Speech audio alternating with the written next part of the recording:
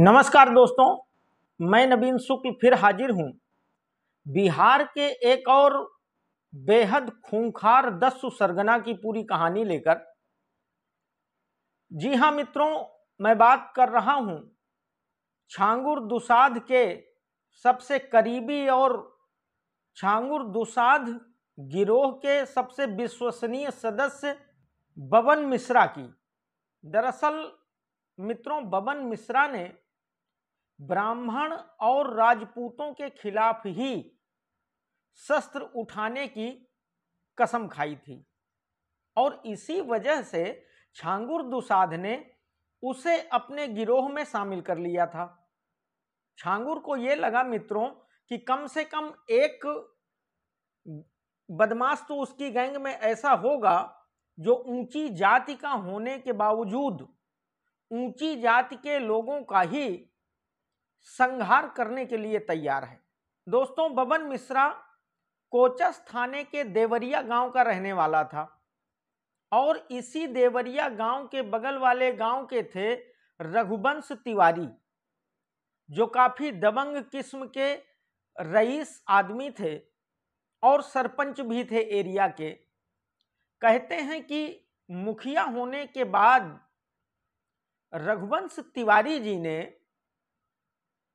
जालसाजी करके बबन मिश्रा की सारी जमीन हड़प ली थी और बबन मिश्रा और उसके परिवार को इतना प्रताड़ित किया था कि बबन मिश्रा को अपना गांव छोड़कर भागना पड़ा था।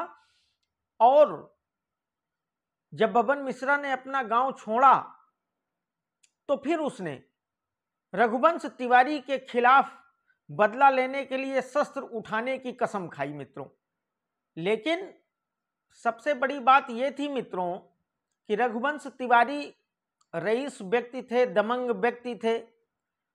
छांगुर दुसाध से उनकी ऑलरेडी दुश्मनी चल रही थी और इसी सब चक्कर में उन्हें एक सेक्शन पुलिस भी सुरक्षा के लिए मुहैया करवाई गई थी। तो रघुवंश तिवारी से साधारण तो कोई व्यक्ति बदला ले नहीं सकता था। तो अब बबन मिश्रा के सामने एक बड़ी चुनौती थी। उसने कसम तो ले ली कि रघुवंश तिवारी से वो बदला लेगा, लेकिन यह संभव कैसे था।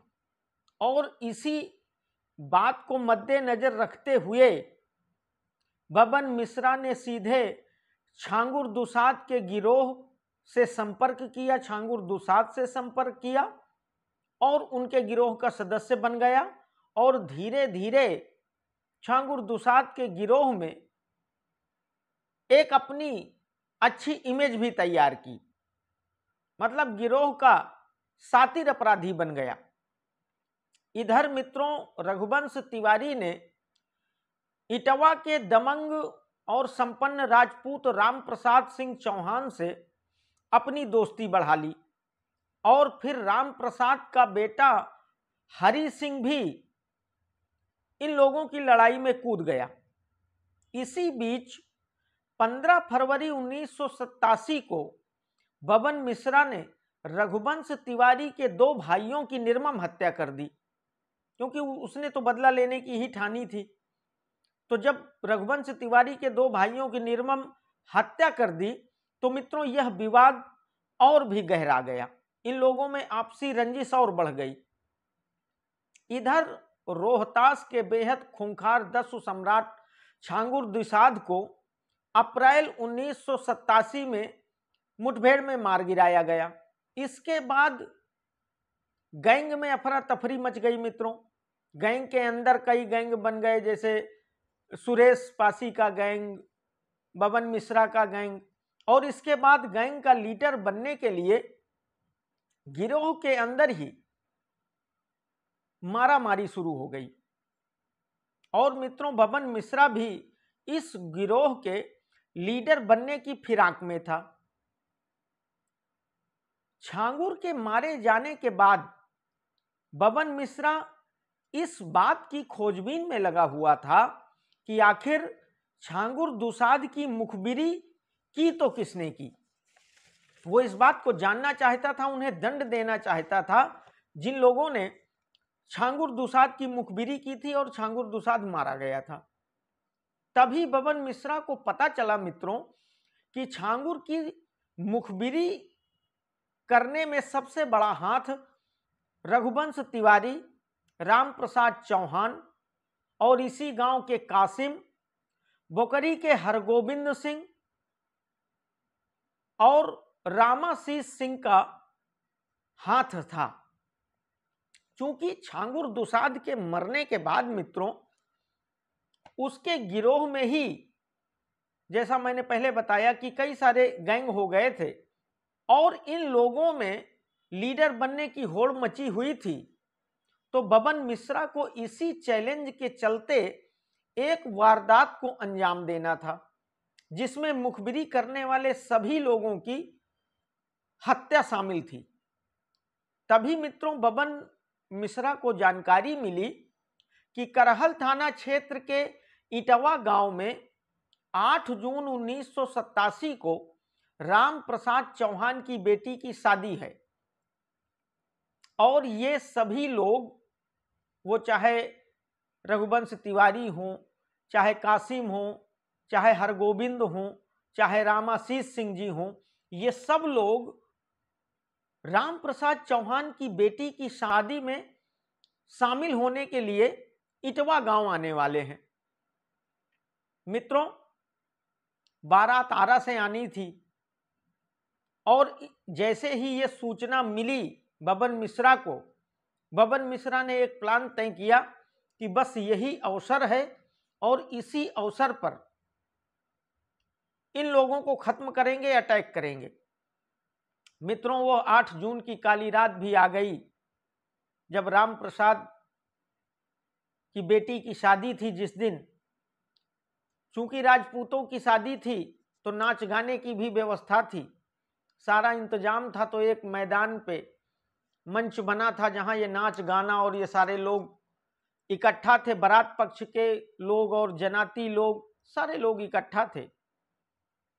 अचानक वहां बबन मिश्रा अपने गिरोह के 70-75 लोगों के साथ आ धमका और उस समय तो मित्रों पेट्रोमैक्स टाइप की व्यवस्था होती थी, तो पेट्रोमैक्स और लाइट के सारे इंतजामों को बंद करके आधाधुंध फायरिंग शुरू कर दी गई।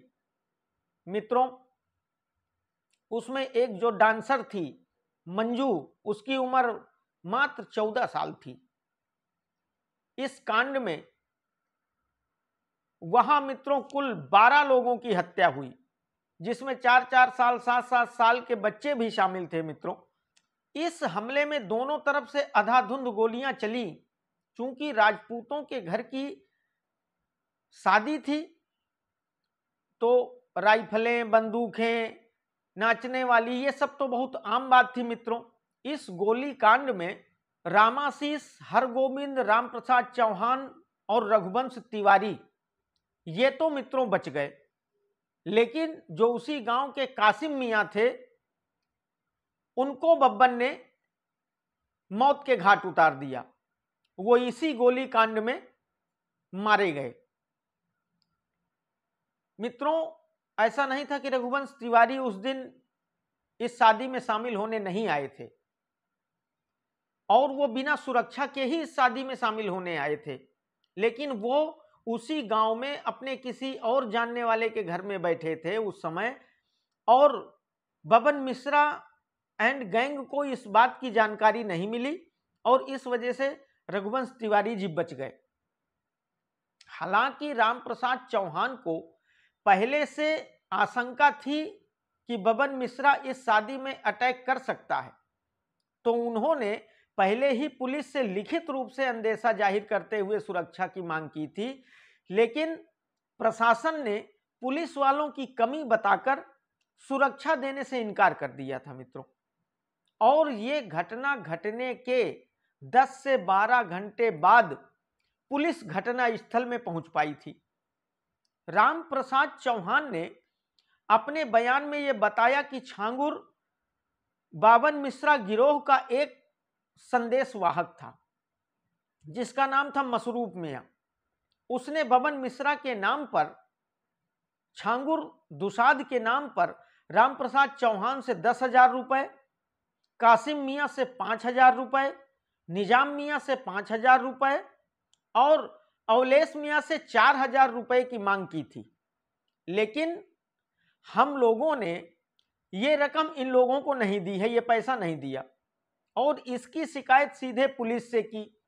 बल्कि कासिम मियाँ ने तो इस बात की बाकायदा पुलिस थाने में रिपोर्ट भी लिखवाई थी और इसी बात से गिरोह के लोग इन लोगों पर बौखलाए हुए थे।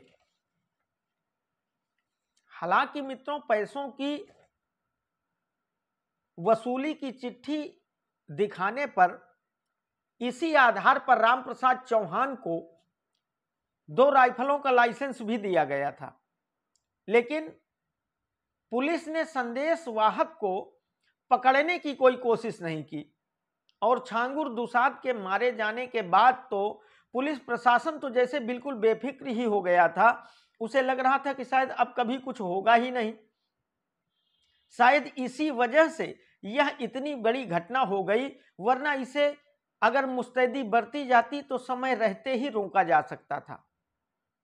इस घटना में बबन मिश्रा गिरोह के कुछ सदस्य भी घायल हुए थे मित्रों, क्योंकि जिस रास्ते से बदमाश वापस जा रहे थे उस रास्ते पर कहीं कहीं खून के निशान मिले थे और कहते हैं कि जब ये बदमाश वापस जा रहे थे मित्रों तो ये नारा लगा रहे थे कि बब्बन बाबा जिंदाबाद, खून का बदला खून से लिया जाएगा। यानी जो रामप्रसाद चौहान और उसके बेटे हरि सिंह कह रहे थे कि हमला अभी भी दोबारा हो सकता है, वो एकदम सही था।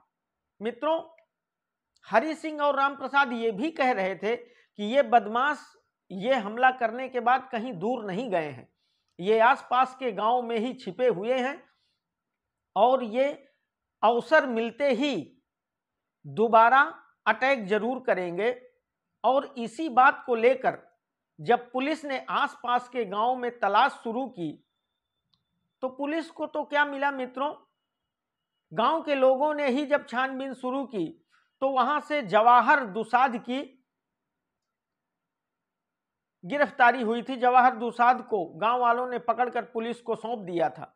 मतलब यह गिरोह के सदस्य अब भी आसपास के गांव में छिपे थे और इस तलाश में थे कि अभी भी अगर मौका मिल जाए तो इन लोगों पर अटैक कर दिया जाए। पुलिस ने जो तर्क दिया, जब पुलिस को इस बात की जानकारी हो ही गई थी, लिखित रूप से रामप्रसाद चौहान ने यह जानकारी दी थी कि मेरी बेटी की शादी में ऐसा अटैक हो सकता है, तो फिर पुलिस ने सिर्फ पुलिस वालों की कमी दिखाकर जो तर्क दिया वो थोड़ा सा समझ से बाहर है।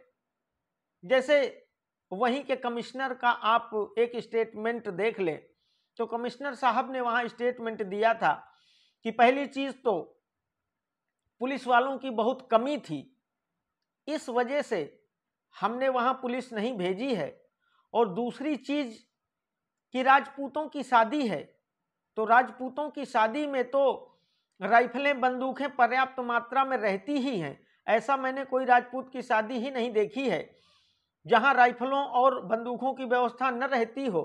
तो इन लोगों को सुरक्षा देने की जरूरत ही नहीं है, ये लोग उनसे मोर्चा लेने में, उनसे लड़ने में खुद ही सक्षम है। जबकि 14 लाइसेंसी असलहे रामप्रसाद जी के पास थे और 2 राइफलों का लाइसेंस बाद में जब इनसे वसूली के लिए चिट्ठी दी गई थी तो प्रशासन ने 2 राइफलें इनको और सैंक्शन कर दी थी। तो कुल मिला के 16 असलहे तो सिर्फ रामप्रसाद जी के पास ही थे। और इसके बाद रघुवंश तिवारी जी, उनके साथ भी कुछ 2-4-10 लोग रहे ही होंगे, रामाशीष जी थे, कासिम थे, और पूरा गांव जो इकट्ठा था सबके पास कुछ ना कुछ व्यवस्था रही होगी। और रामप्रसाद जी ने बाद में अपने बयान में ये कहा भी कि अगर हम पुलिस के भरोसे होते तो यहाँ 12 नहीं पूरे गांव की लाशें पड़ी होती। ये तो अच्छाई थी कि हमें आशंका थी और हम अपनी तरीके से पहले से ही तैयार थे, जिसकी वजह से इस अटैक में इतनी कम क्षति हुई है, वरना यहां पूरे गांव की लाशें बिखरी पड़ी होती। मित्रों, यह तांडव इतना खतरनाक था उस दिन उस पंडाल में कि वहीं 14 साल की डांसर मंजू की हत्या हो गई, 4 साल के 7 साल के छोटे छोटे बच्चों की हत्या हो गई। सुबह चारों तरफ चीख पुकार मची हुई थी। एक नृशंस नरसंहार किया गया था मित्रों। तो ये थी आज जो मैं बिहार के चंबल कहे जाने वाले रोहतास के आसपास जो गैंग सक्रिय थे उनमें से एक गैंग था छांगुर दुसाद के मरने के बाद दस्यु सम्राट बबन मिश्रा का गैंग। उसी गैंग की कहानी मित्रों आज मैं आप सबसे साझा कर रहा था। यह कहानी अगर आप सबको पसंद आई हो तो मेरे चैनल को शेयर और सब्सक्राइब जरूर करिएगा। और मित्रों, बाकी जानकारी के साथ मैं इसका अगला पार्ट लेकर आप सब लोगों के बीच में जरूर उपस्थित हूंगा। तब तक के लिए बहुत बहुत नमस्कार, धन्यवाद।